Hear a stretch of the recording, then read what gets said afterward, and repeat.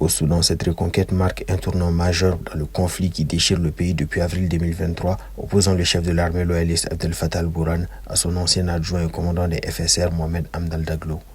Le palais présidentiel, symbole du pouvoir exécutif, était aux mains des forces de soutien rapide FSR depuis le début des hostilités, contraignant le gouvernement à se replier à Port-Soudan. Selon des sources militaires, les forces régulières ont mené une offensive décisive encerclant les combattants des FSR et les contraignant à abandonner leur position.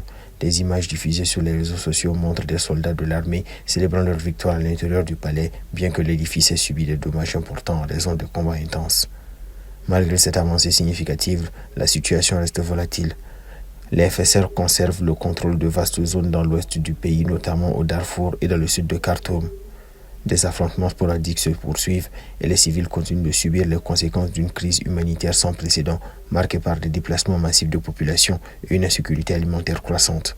La communauté internationale appelle à une cessation immédiate des hostilités et à l'ouverture de pourparlers de paix pour mettre fin à ce conflit qui a causé des dizaines de milliers de morts, déplacé plus de 12 millions de personnes et provoqué la plus grande crise alimentaire et le déplacement forcé dans le monde.